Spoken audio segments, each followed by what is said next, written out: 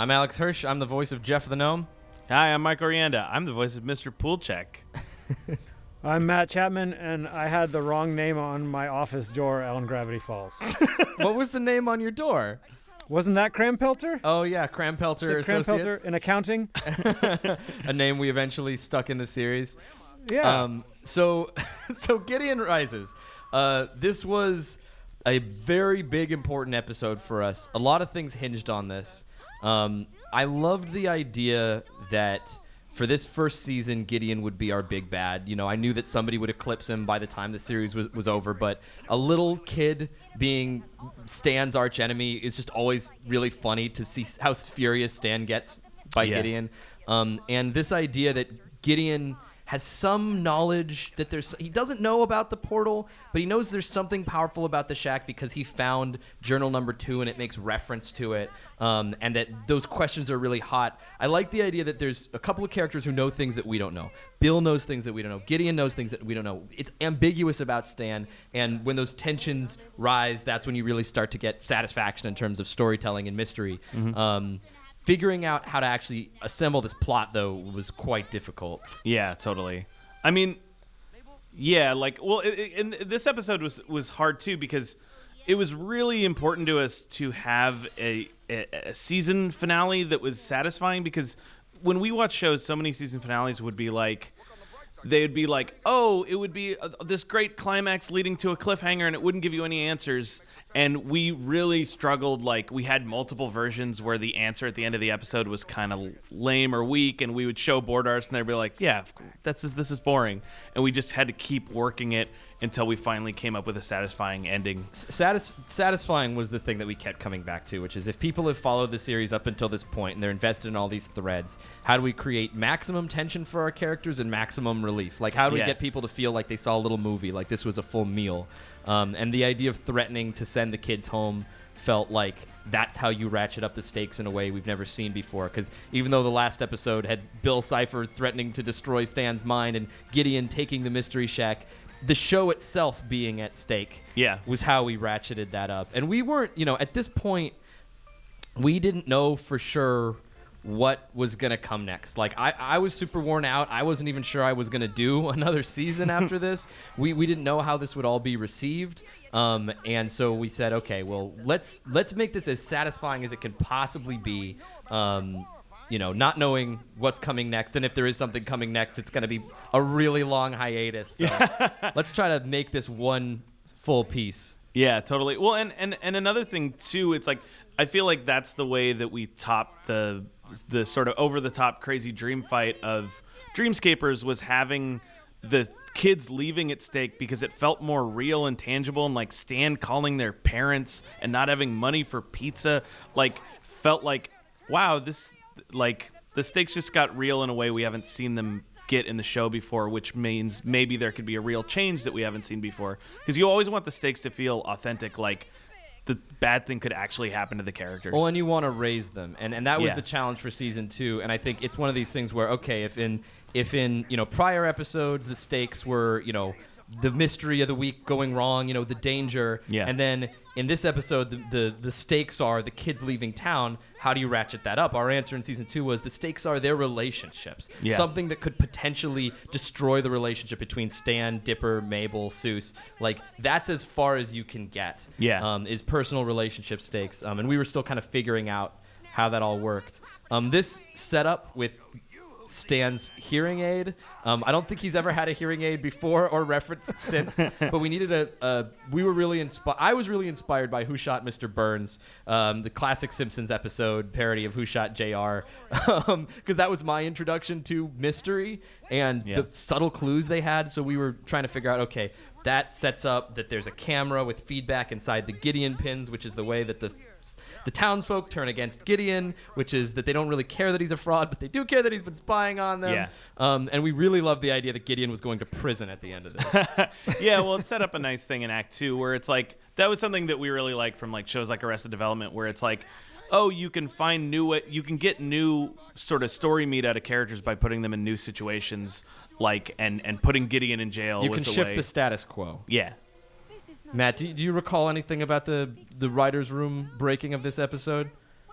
Yeah, I remember things like that, the hearing aid and figuring out like, okay, how do we make everybody turn on Gideon? How do we make the town turn on Gideon? I feel like there were multiple ways to try and do that too. And originally, I think maybe that was sort of the issue was at first it was just a couple of people that he like upset. Yeah. And then finally we were like, oh wait, what's a way that he can betray all of Gravity Falls? Yeah. And then at the end, they actually love Stan for at least a minute, maybe part of this montage. That may get reset next season, but Yeah, it was difficult. It was, but it was this one I felt like was more fun. Like it was frustrating. The issues with Dreamscapers was like frustrating and kind of hard to get through. This one was like always felt fun because you kind of knew that it's like, well, this is the finale, so no matter what, it's gonna be awesome. It's gonna be huge. Yeah. So it was a little more fun to figure out those problems. This was challenging, but we knew the broad feelings that we were going for by the end of it. We knew that we were going to threaten everything that the Pines have and then get it back. And we knew how good that was going to feel. And we've been making Gideon such a little jerk that we knew how good it was going to feel to see that smirk wiped off his face. These scenes were very difficult to choreograph. They were rewritten a lot, this scene with these flashbacks, because we needed to put this idea in your mind. We kept changing the wording on it. This idea, okay, it's a gateway to power. We were trying to figure out how do we make it plausible that Gideon has read something in this journal that makes him aware of...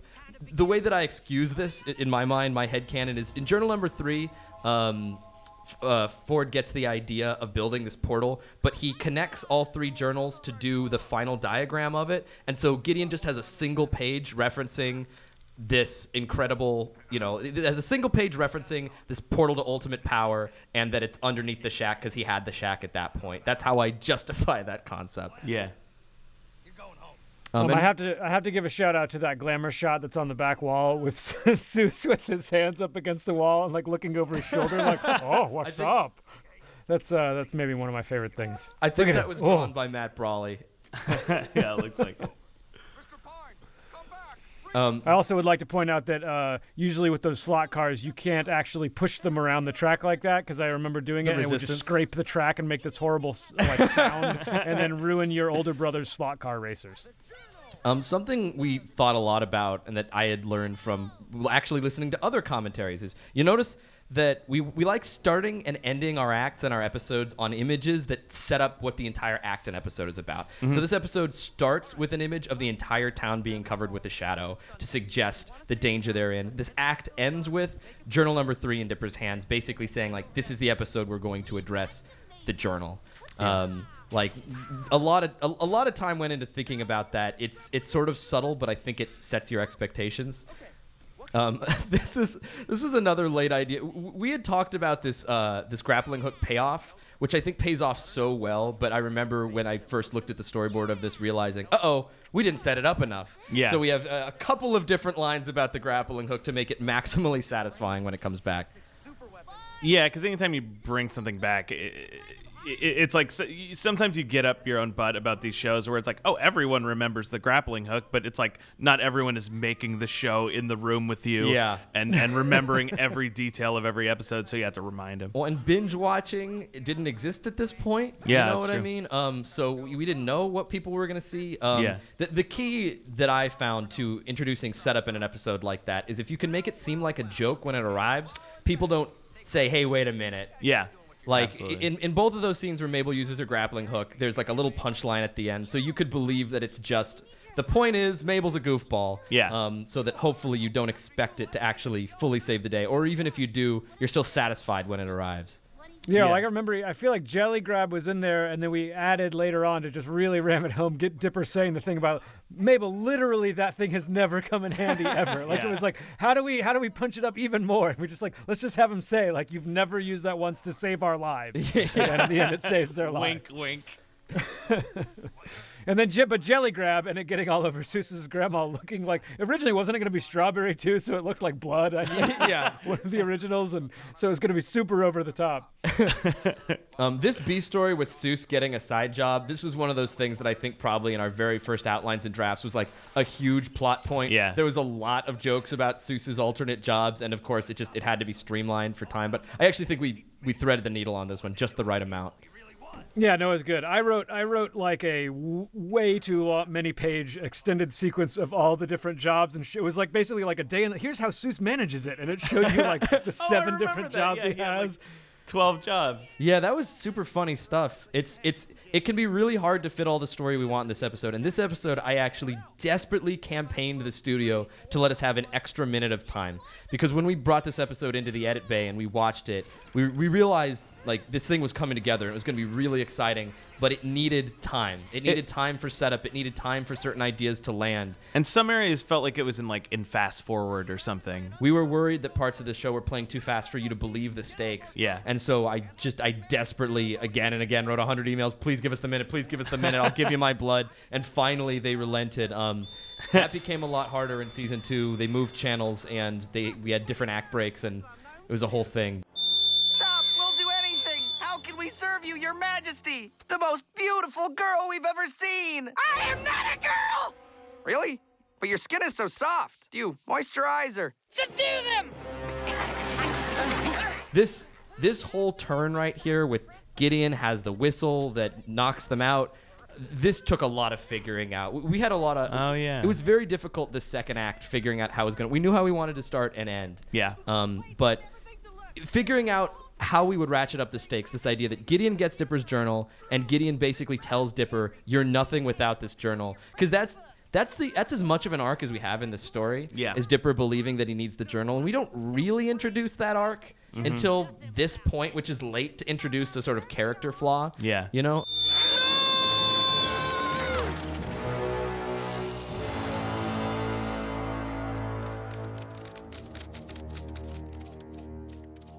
Next time, do your own dirty work. Come on, boys. Well, that's it. Guess the bus should be here soon. What? Dipper, don't give up. You always have a plan. No, the journal always has the plan. Think about it, Mabel. Gideon was right. So this thing Dipper's saying right now, the speech, totally doesn't actually work. If you go back and watch the show, there's tons of times where Dipper saved the day without any kind of journal. But again, it felt Mermando. like... Yeah, exactly. But we believed...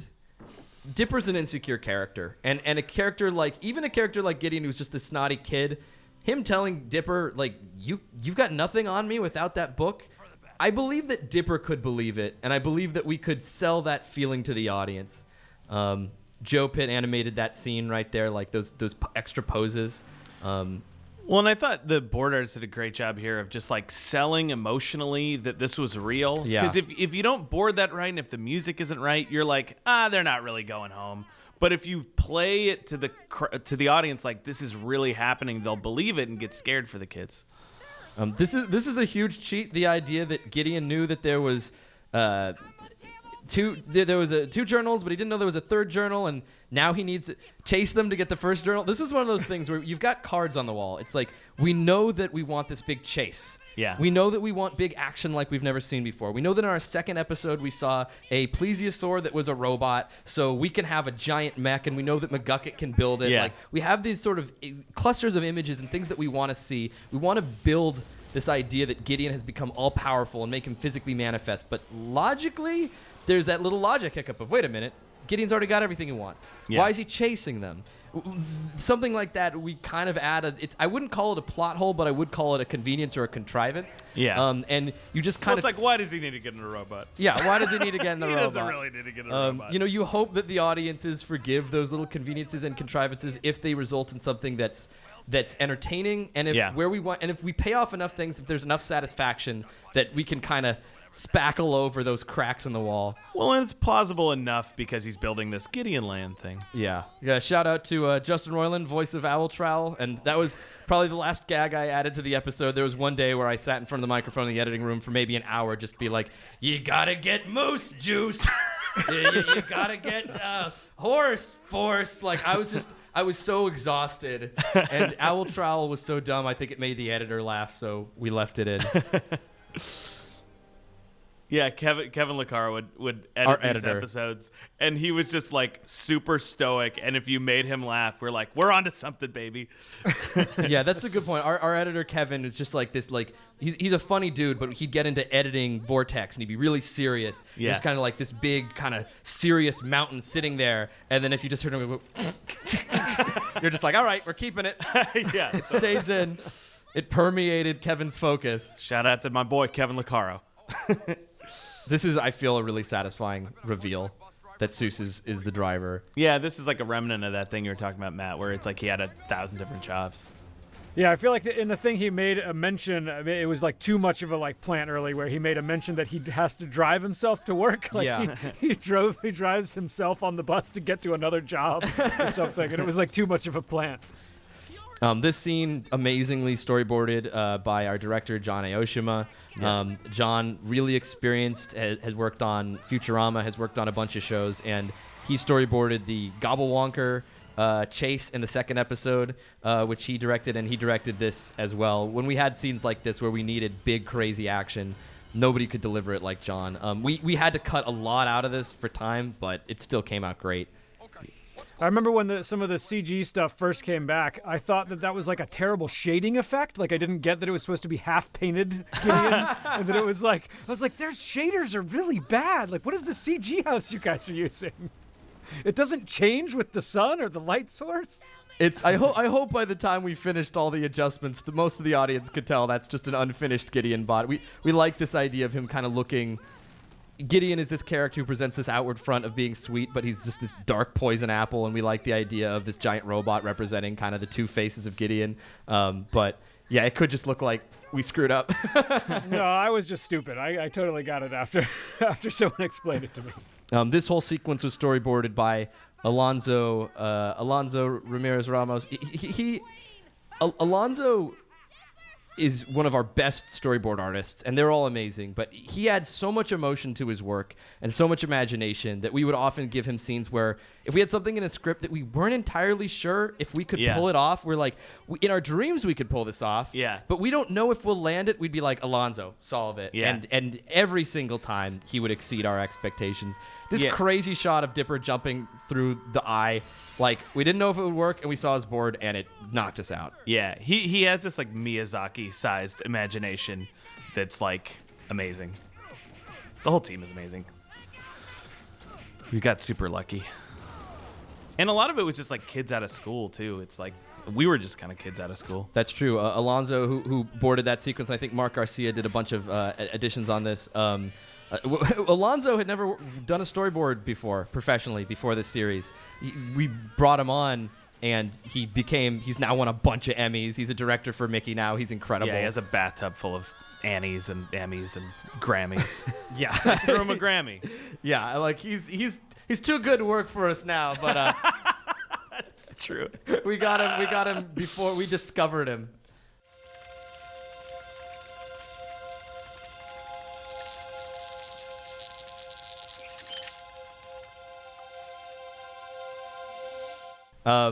This scene always, I remember when this episode premiered, I was watching the reactions live on Tumblr. I was just refreshing and seeing people's live comments, and the internet was on fire when Mabel comes down with that grappling. Like, people were so happy and satisfied. It's such a good feeling when you create the emotion you wanted to create. It doesn't always happen. And we were like a little bit unhealthily obsessed with the fan reaction of the show. Like, I remember I one time went on 4chan and I was like, I work on Gravity Falls, and they're like, get out. They were like totally freaked out that I worked on Gravity Falls. It wasn't a good idea. I wouldn't recommend it. This episode, my kids were like 3 and 5 at the time, and they cried multiple times. They cried when they thought they were moving away from Gravity Falls. They cried when they thought they'd blown up in the Gideon bot. And then when they finally come down on the grappling hook, they cried like a third time. Oh, that's nice. It's a little intense for little kids. We never thought about children at any point in the process, so it doesn't surprise me to hear that some of the stuff was too intense. Is that me? The secret ingredient to my coffee omelet is This whole thing of, we really love that everyone gets a hero moment. Yeah. Dipper gets a hero moment punching through the glass. Mabel gets a hero moment coming down with the grappling hook. Seuss gets a hero moment by being the bus driver. And then Stan unexpectedly gets a hero moment outsmarting Gideon, because we felt like it's not just enough for him to just get caught. Like, Stan has been his rival for so long, and he's been such a greasy little pig, so impossible to catch. Tyler the little handcuffs. This always cracks me up. Or go ahead. This was just a late retake we did. Sometimes we get animation back and we need to animate extra scenes. And originally Gideon was still wearing his ping pong ball mocap suit from the robot when the animation came back from this, and it felt unsatisfying to me to see weird pajama you couldn't Gideon take it seriously. get carted away. I was like, that it needs to be the Gideon we all know. So it was an expensive adjustment, but I stand by it. Local hero Stanford Pines has just exposed Lil Gideon as a fraud. Anything you have to say to the town, Stanford? The Mystery Shack is back! Nice little piece of Stan palming the journal when he picks up the contract or the deed there. It was very well boarded. Yeah, because originally the ending of this episode was just that Stan had the journal number 1, and it just wasn't enough of a surprise. Yeah, so this is another place we have to give huge credit to Alonzo, our storyboard artist. Matt, it was Alonzo and Matt. They were we asked Matt them, Brawley, yeah. And they were like, "This is not acceptable." Yeah, well, Alonzo, I mean, I remember him in particular. He was the one who convinced me. I think they came up with it together, and he campaigned for it. Where originally the ending was just Stan's got all the journals, and he's like, "I'm up to something." Yeah. And you know, we had this idea of the portal and how it might work, but we were thinking of saving it for season 2. And, you know, I think our artists, you know, as a writers group, we have so many versions of the story in our head that they're all kind of floating around, but the artists get it fresh, and they get a first opinion like a fan. And their opinion was, we need something bigger. Yeah. And Alonzo boarded out that scene with Stan and the portal, and it was so awesome. And I was a little scared. I was like, is this too awesome? Yeah. Are we burning too much fuel here? But when you see something that good, you just have to say yes. Yeah. And it dramatically affected the shape of the second season. I remember we had a writers, we came in on a Saturday, like, oh, what are we going to do about this? And it's like, should we just do the portal? I mean, and everyone's like, yeah, the portal's kind of cool, right? yeah, let's do the portal. All right, it's 2 p.m. Let's get some lunch. Cut to me writing on the season 2 premiere. Mike has left the series to pursue other things. It's Just like 3 tackling a.m. with my suitcase. And I'm just like, why did we add that portal? How do I make this work? Oh, there was a lot. I remember that just kept coming up in season 2, where there's times it's like, if we just didn't show him do the portal, we could spend time on that now, but we can't show anything else until this point. Like, I remember Alex kept calling me like, if we just didn't show the portal, and I'm just like, you know, in Tahiti, like, oh man, that's a real problem, Alex. Wonder how you're gonna figure it out. That little Easter egg there, that Stan's code that he puts in, that's the code that we see on the first page, or one of the early pages of the journal in the very first episode. And again, just a great addition by Alonzo. He really believed in this world and believed in these characters. Yeah. And sometimes some of the artists will take them even more seriously than you do and breathe life into them. And we were so knocked out when we saw this scene. And the music is unbelievably great. Brad Breek killed it. Brad Breek did an amazing job. I think we maybe had, was it like Inception theme as our temp, and That's right. we weren't sure how he was going to top it. And of course, he like made it this version of the Gravity Falls theme that's huge and swelling. And I like watching the scene. I like legit get like story chills. I'm like, oh, I can't wait to see what happens. Like, I forget that it made me furious later that I had to follow it up. Oh, I still got him. I kind of do too. I've watched that scene like 2 or 3 times. Didn't we have? I feel like Here We Go went through a few different iterations, right? Wasn't it? It was hard to pick those last. Like, what is the last thing he says? We were trying to think of a joke, I think, and then it was fine. Like, you know what? No, the audience is hyped. Let's just get them hyped. Yeah, let's just have it be serious.